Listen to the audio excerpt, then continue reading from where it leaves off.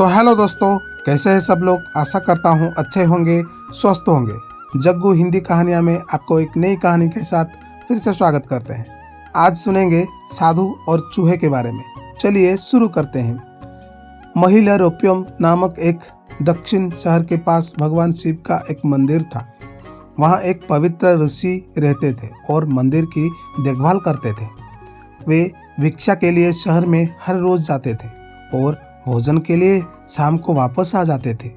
वो अपनी आवश्यकताओं से अधिक एकत्र कर लेते थे और बाकी का बर्तन में डालकर गरीब मजदूरों में बांट देते थे, जो बदले में मंदिर की सफाई करते थे और उससे सजावट का काम किया करते थे।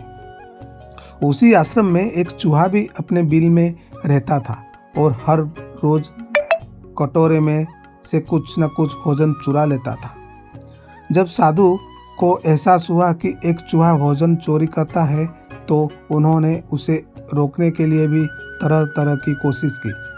उन्होंने कटोरे को काफ़ी ऊंचाई पर रखा ताकि चूहा वहां तक पहुंच ना सके, और यहाँ तक कि एक छड़ी के साथ चूहे को मारने भगाने की भी कोशिश की, लेकिन चूहा किसी न किसी तरह कटोरे तक पहुँचने का रास्ता ढूंढ लेता था और भोजन चुरा लेता था।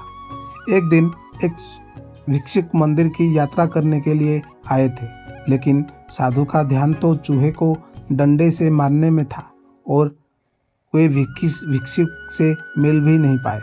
उसे अपना अपमान समझ के भिक्षुक क्रोधित होकर बोले, आपके आश्रम में फिर कभी नहीं आऊँगा, क्योंकि लगता है मुझसे बात करने के अलावा आपको अन्य काम ज़्यादा महत्वपूर्ण लगता है।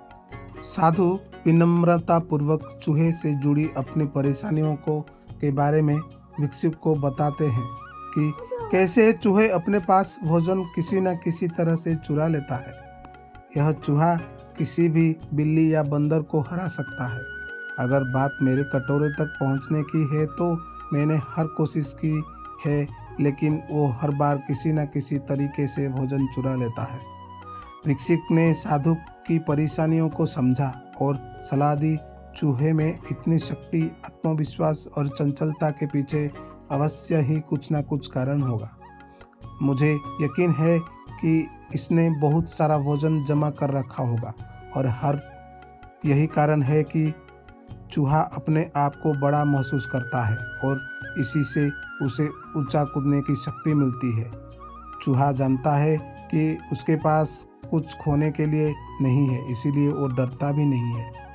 इस प्रकार साधु और भिक्षुक निष्कर्ष निकालने के ही अगर वे चूहे के बिल तक पहुंचने में सफल होते हैं तो वे चूहे के वजन के भंडार तक पहुंचने में सक्षम हो जाएंगे। उन्होंने फैसला किया कि अगली सुबह वो चूहे के पीछा करेंगे और उसके बिल तक पहुंचेंगे। अगली सुबह वो चूहे का पीछा करते हैं और उसके बिल के प्रवेश द्वार तक पहुंच जाते हैं। जब वो खुदाई शुरू करते हैं तो देखते हैं कि चूहे ने अनाज का एक विशाल भंडार बना रखा है। फौरन ही साधु ने सारा चुराया गया भोजन एकत्र करके मंदिर में ले आए जाते हैं। वापस आने पर अपना सारा भोजन गायब देख चूहा बहुत दुखी हुआ और उसे इस बात से गहरा झटका लगा कि और उसने सारा आत्मविश्वास खो दिया। अब चूहे के पास भोजन का भंडार नहीं था। फिर भी उसने फैसला किया कि वो फिर से रात को कटोरे से भोजन चुराएगा, लेकिन जब उसने कटोरे तक पहुंचने की कोशिश की तब वो धड़ाम से नीचे गिर गया और उसे यह एहसास हुआ कि अब तो उसके पर शक्ति नहीं है और ही ना ही आत्मविश्वास है। उसी समय साधु ने भी छड़ी से उस पर हमला किया। किसी तरह चूहे ने अपनी जान बचाकर भागने में कामयाब हो गया और फिर वापस मंदिर कभी नहीं आया। यदि हमारे पास भी संसाधनों की कमी ना हो तो हमें भी अद्भुत शक्तियाँ और आत्मविश्वास की कमी ना हो सकती। तो दोस्तों, ये मेरी छोटी सी कहानी आपको ज़रूर पसंद आया होगा। ऐसी कहानी देखने के लिए मेरे चैनल को सब्सक्राइब करें, लाइक करें, कमेंट करें। तब तक खुश रहे, मस्त रहे। फिर मिलेंगे एक नई कहानी के साथ। तब तक जय हिंद।